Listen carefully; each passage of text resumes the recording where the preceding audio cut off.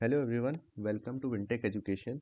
तो चलिए आज से हम अपना ऑपरेटिंग सिस्टम का पहला लेक्चर स्टार्ट करते हैं, जिसमें हम जानेंगे कि ऑपरेटिंग सिस्टम क्या है, उसके बारे में समझेंगे कि कैसे काम करता है और क्यों यूज़ किया जाता है जनरली। तो समझते हैं हम लोग कि ऑपरेटिंग सिस्टम क्या है। तो बेसिकली अगर हम लोग कभी भी कोई चीज़ पढ़ते हैं तो हम लोग पहले सबसे पहले कोशिश करें कि उसके नाम पे देखें कि उसका नाम क्या है। ऑपरेटिंग। अब ऑपरेटिंग मतलब क्या होता है?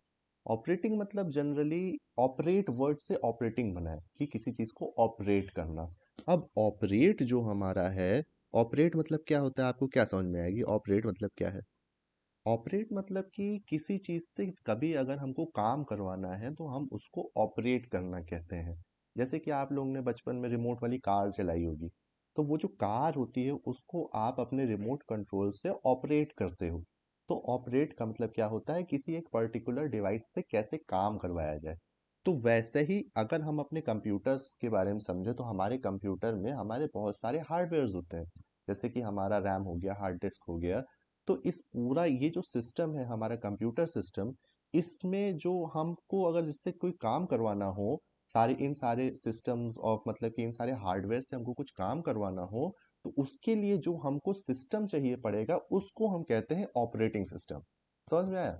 मतलब कि क्या है कि जैसे कि हमारे पास इतनी सारी चीजें हमको दे दी गई हैं, इसको एक सर्किट बोर्ड मदरबोर्ड में जोड़ के दे दिया गया, अब हमको इससे काम करवाना है। तो इससे अगर हमको काम करवाना है तो हमको एक कोई इंटरफेस या एक कोई ऐसा सॉफ्टवेयर की ज़रूरत होगी जो कि इन सब को काम करवा सके। वो सॉफ्टवेयर जो होता है उसको हम कहते हैं ऑपरेटिंग सिस्टम।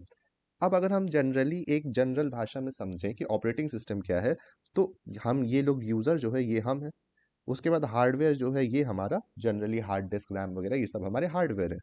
अब इन दोनों के बीच का, अब ये दोनों अगर हम लोग नॉर्मली कम्युनिकेट करना चाहें यूज़र और हार्डवेयर, तो उसके लिए हमको बहुत सारी कोडिंग करनी पड़ेगी। क्यों? क्योंकि हमारा हार्डवेयर जो होता है वो तो हमारा ज़ीरो और वन समझता है। तो ज़ीरो और वन के समझाने में अगर यूज़र कोशिश करेगा हार्डवेयर से कम्युनिकेट करने में तो उसको बहुत प्रॉब्लम आएगी। तो इस कारण से हमने एक इंटरफेस बनाया है जिसको हम ऑपरेटिंग सिस्टम कहते हैं। ये हमारा एक इंटरफेस है यूज़र और हार्डवेयर के बीच में, जो कि हमारा कम्युनिकेशन बहुत आसान कर देता है। अब फिर से अगर हम इसको अगर बेसिक अगर एग्जाम्पल से समझें, तो समझो कि यूज़र है, आप यूज़र हो एक ठो, ठीक। और आपको अपने घर से कॉलेज जाना है, ठीक। आपके पास क्या है, एक कार है लेकिन आपको कार चलाने नहीं आता। अब देखो प्रॉब्लम क्या है कि आपके पास कार तो ज़रूर है लेकिन आपको चलाने नहीं आता और आपको कॉलेज तक पहुंचना है। तो कैसे जाओगे आप? इसका क्या मतलब हुआ कि आप मतलब हम जैसे यूजर हैं और हमारे पास हार्डवेयर हमको दिया गया लेकिन हमको कम्युनिकेट करने नहीं आ रहा। तो अब हम क्या करेंगे, जो बेसिक इंसान होगा वो क्या करेगा, वो किसी एक ऐसे इंसान को लेके आएगा जिसको कार चलाने आता है। वो कार चलाने वाला कौन हो जाएगा? ड्राइवर। तो वो ड्राइवर क्या करेगा, ड्राइवर आपको आपके घर से कॉलेज तक ले जाने में हेल्प कर देगा। वैसा ही हमारा ऑपरेटिंग सिस्टम है। ऑपरेटिंग सिस्टम क्या करेगा कि हमारा कम्युनिकेशन स्टैब्लिश करेगा हार्डवेयर के साथ और एक पर्टिकुलर टास्क को परफॉर्म करने में हमारी हेल्प करेगा। अब ये तो हमारा आ गया एक नॉर्मल लाइफ रियल वर्ल्ड की बात अगर हम करते हैं तो ये हमारा उस तरह का एग्जाम्पल हो गया। अब कंप्यूटर सिस्टम की बात करते हैं। कंप्यूटर में आप सभी लोग नॉर्मली मूवीज देखते हैं, ठीक। तो ये मान लिए ये आप है। इसके बाद अब आपको मूवी देखना होगा तो आप लोग वीएलसी खोलोगे या कोई भी मीडिया प्लेयर खोलोगे। तो वीएलसी जब आप खोलोगे तो आप लोग ने कभी ये सोचा कि वीएलसी तो एक सॉफ्टवेयर है, वीएलसी कोई स्टोरेज डिवाइस तो है नहीं जो उसके पास मूवीज उसमें होंगी। तो वीएलसी के पास जब कोई स्टोरेज ही नहीं है तो वो कैसे इतनी सारी मूवीज को दिखा रहा है आपके पास? एक्चुअल में क्या है कि वीएलसी क्या करता है, वीएलसी हमारे हार्ड डिस्क से कम्युनिकेट करता है। अब हार्ड डिस्क से अगर वो कम्युनिकेट कैसे कर रहा है, अगर हमारे पास ऑपरेटिंग सिस्टम नहीं है क्योंकि वो तो सॉफ्टवेयर है एक तो, उस सॉफ्टवेयर को अगर हमको हार्ड डिस्क से कम्युनिकेट करवाना है तो हमको कोई ना कोई एक ऐसी चीज चाहिए होगी ना जो कि हम दोनों के बीच में कम्युनिकेशन स्टैब्लिश करे। वो हमारा ऑपरेटिंग सिस्टम करता है। ऑपरेटिंग सिस्टम हमारा वीएलसी और हार्ड डिस्क के बीच में एक कम्युनिकेशन स्टैब्लिश करता है। वीएलसी एक एप्लीकेशन प्रोग्राम है, इसके बारे में हम लोग आगे पढ़ेंगे एप्लीकेशन क्या होता है, एप्लीकेशन प्रोग्राम्स क्या होते हैं, सिस्टम प्रोग्राम्स क्या होते हैं। अगर एक नॉर्मल भाषा में समझे तो सिस्टम प्रोग्राम्स जो हमारे हैं वो हमारे हार्डवेयर से चीज़ें एक्सेस करने में, डेटा एक्सेस करने में या उसमें मॉडिफिकेशन करने में हेल्प करते हैं, और हमारा जो एप्लीकेशन प्रोग्राम्स होते हैं वो हमारे ऑपरेटिंग सिस्टम के ऊपर इंस्टॉल्ड होते हैं। एक उनको एक इन्वायरमेंट की ज़रूरत होती है जहाँ पे वो काम कर पाएँ। तो ऑपरेटिंग सिस्टम हमारा सिस्टम सॉफ्टवेयर हो गया एक तरीके का, और एप्लीकेशन सॉफ्टवेयर जो होता है वो हमारा वीएलसी है। वीएलसी को एक ऑपरेटिंग सिस्टम का एनवायरनमेंट मिल गया, और वो ऑपरेटिंग सिस्टम से कांटेक्ट करेगा किसी भी काम करने के लिए। अब ऑपरेटिंग सिस्टम यहाँ पे वीएलसी क्या है, वीएलसी हमको मूवीज दिखाएगा। तो वीएलसी सबसे पहले तो हार्ड डिस्क के पास जाएगा कि हमको भैया हमको मूवी दो। उसके बाद अब मूवी देखना है हमको, तो हमको दो चीज़ तो बहुत नेसेसरी है, कि हमको डिस्प्ले चाहिए जिसमें हम मूवी देख पाए, और साउंड चाहिए। तो अब ये दोनों चीजें क्या हैं, ये दोनों हमारे रिसोर्सेज हैं। रिसोर्सेज कौन देगा, रिसोर्सेज का एक्सेस भी ऑपरेटिंग सिस्टम देगा। तो आप समझो कि कोई भी काम को करने के लिए ऑपरेटिंग सिस्टम का कितना बड़ा रोल है। एक मूवी देखने के लिए भी ऑपरेटिंग सिस्टम क्या क्या काम कर रहा है ना। अब आते हैं हम लोग अपने अगले स्लाइड पे। तो हम लोग यहाँ पे देखें इंट्रोडक्शन टू ऑपरेटिंग सिस्टम। वही जो मैंने आपको बताया कि operating system is a system software. System software के बारे में देखें तो these are software which can directly modify और give some commands to hardware.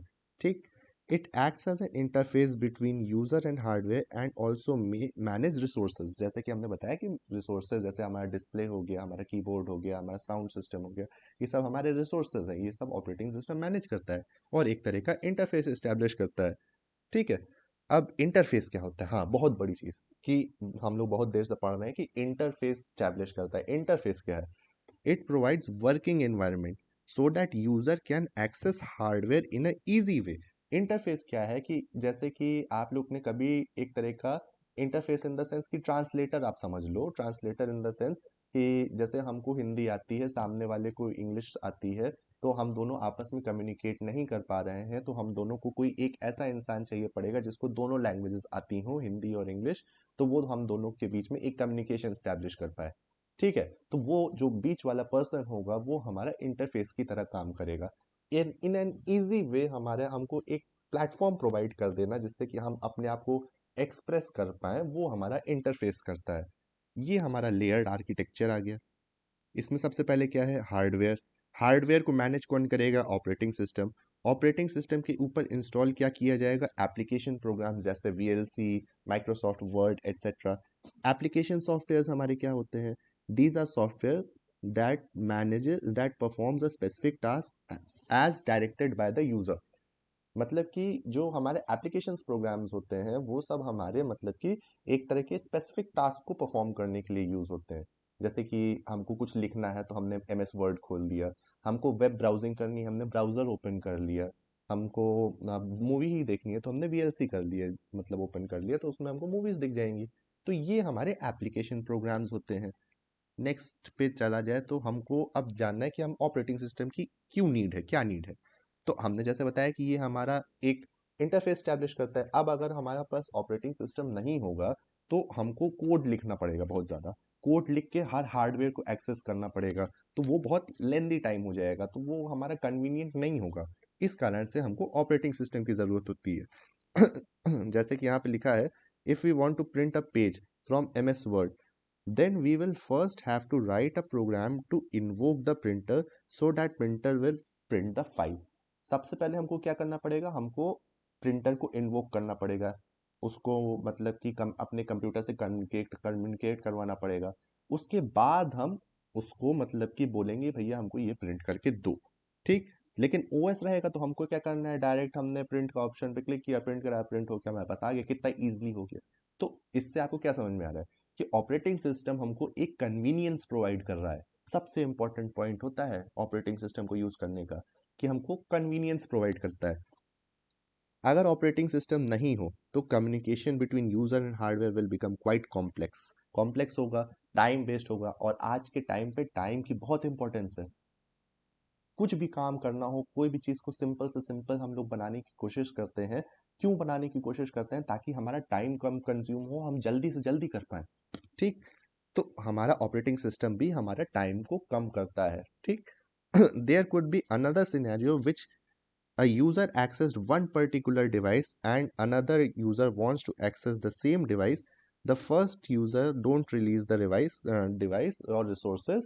अच्छा, मतलब इसमें ये लिखा हुआ है कि अगर किसी एक, जैसे वीएलसी ही हमने कहा, वीएलसी हमारा डिस्प्ले को वो कर लिया, ऑक्यूपाई कर लिया, और वो कह रहा है कि हम मूवी दिखा चुके लेकिन हम डिस्प्ले को छोड़ेंगे ही नहीं, तो ऐसा तो प्रॉब्लम आ जाएगी। वो कहेगा कि हम नहीं छोड़ेंगे, हमको अब हमारा परमानेंट हमारा अधिकार हो गया डिस्प्ले के ऊपर, अब हम छोड़ेंगे ही नहीं। लेकिन ऐसा नहीं हो सकता ना, क्योंकि मूवी खत्म हो गई, तो इसका मतलब अब डिस्प्ले हम किसी और प्रोग्राम पे मतलब फोकस करेगा हमारा। हम मूवी वीएलसी बंद करेंगे, हम एमएस वर्ड पे जाएंगे, हमको दूसरी चीज लिखनी है, लेकिन वो क्या कह रहा है कि हम छोड़ेंगे नहीं। तो इस चीज को, इस अथॉरिटी को मैनेज करने के लिए भी हमारा ओएस का बहुत रोल होता है। एक सिस्टम से हमने प्रिंट के लिए कमांड भेजा, तो अब हमको दूसरे सिस्टम से भेजना है, तो ऐसा तो नहीं है ना कि हम उसी सिस्टम को केवल प्रिंटर दिए रहेंगे। प्रिंटर को हमको दूसरे सिस्टम को देना पड़ेगा, तभी तो वो दूसरे सिस्टम से प्रिंट आउट कराएगा, है ना। तो ये जो हमारा रिसोर्स मैनेजमेंट वाला काम है, ये भी ओएस करता है। ठीक, अब हम लोग चलते हैं आगे। प्राइमरी गोल्स ऑफ ओएस, जैसा कि हमने बताया कि सबसे बड़ा प्राइमरी गोल क्या है, कन्वीनियंस, कि हमको कन्वीनियंस प्रोवाइड करता है। उसके बाद हाई थ्रूपुट। थ्रूपुट क्या होता है, थ्रूपुट होता है the number of task executed per unit time is called throughput. मतलब कि एक समय में, एक यूनिट ऑफ टाइम में हमारा कंप्यूटर कितने टास्क परफॉर्म कर पाता है, उसको हम कहते हैं थ्रूपुट। ठीक है, अब उसके बाद आता है हमारा मतलब कि प्राइमरी गोल्स में हुआ कि हमको थ्रूपुट ज़्यादा होना चाहिए, ज़्यादा से ज़्यादा मतलब ज़्यादा से ज़्यादा टास्क एग्जीक्यूट करना चाहिए कम से कम समय में, तो हमारा वो अच्छा ओएस माना जाता है। इसके बाद सेकेंडरी गोल क्या है, सेकेंडरी गोल है हमारा एफिशिएंसी, काफ़ी एफिशिएंट होना चाहिए हमारा ऑपरेटिंग सिस्टम जो है, और एबिलिटी टू इवॉल्व होना चाहिए, मतलब कि उसको समय के साथ अपडेट होते रहना चाहिए, नई नई फैसिलिटीज़ ऐड करती रहनी चाहिए। तो हमारा ओएस कौन सा अच्छा होगा, जिसका कन्वीनियंस अच्छा हो, थ्रूपुट ज़्यादा हो, एफिशिएंट हो, और एबिलिटी टू इवॉल्व हो, मतलब कि वो समय के साथ बदले। अब इसी में नोट में एक पॉइंट लिखा है, now we are requiring such OS whose throughput is also high and convenience is also not compromised। Generally देखते हैं जैसे कि विंडोज़ हमारा है, तो इसमें हमारा बहुत कन्वीनियंट तो होता है, लेकिन क्योंकि इसमें ग्राफिकल यूज़र इंटरफेस का यूज़ होता है, इस कारण से ये थोड़ा स्लो हो जाता है। तो कन्वीनियंस तो ज़्यादा है, लेकिन थोड़ा सा एफिशिएंसी कम है, क्योंकि ये थोड़ा स्लो हो जाता है। तो हम लोग ऐसे सिस्टम को जनरली, जो बिजनेस मतलब कि बिजनेस इन द सेंस, जो लोग बड़ी बड़ी कंपनीज में काम करते हैं, वो लोग चाहते हैं कि उनका कंप्यूटर जल्दी से जल्दी काम करे, कन्वीनियंस भले कम हो जाए थोड़ा, लेकिन काम जल्दी कंप्लीट होना चाहिए, टाइम की बहुत इंपॉर्टेंस है। तो इसलिए आजकल का जो हमारा मतलब कि ऑपरेटिंग सिस्टम जो डिज़ाइन करे जा रहे हैं, वो इस तरह से डिज़ाइन करे जा रहे हैं कि हमारा एफिशिएंसी भी अच्छी हो और कन्वीनियंस भी कॉम्प्रोमाइज ना की जाए, तो वो हमारा परफेक्ट ऑपरेटिंग सिस्टम हो जाएगा। ठीक है, ये हमारा हो गया आज का लेक्चर, जिसमें हम लोग ने बेसिक ऑपरेटिंग सिस्टम के बारे में समझा, उसके गोल समझे, कैसा होना चाहिए, क्या होता है। तो अब अगले लेक्चर में हम लोग पढ़ेंगे कि हमारा मतलब ऑपरेटिंग सिस्टम की क्या फंक्शनैलिटीज है, क्या वो हमको फंक्शंस प्रोवाइड करता है, क्या क्या मैनेजमेंट हमको प्रोवाइड करता है, और उसके बाद फिर हम लोग फर्दर देखते जाएंगे कि उन फंक्शनैलिटीज को हम लोग कैसे कैसे, ऑपरेटिंग सिस्टम कैसे कैसे परफॉर्म करता है, एक पर्टिकुलर सब अलग अलग चैप्टर्स में। तो आज के लिए थैंक यू। हम लोग का चैनल ज़रूर सब्सक्राइब करिए, वीडियो को लाइक करिए, और हम लोग को सपोर्ट करिए। Thanks a lot.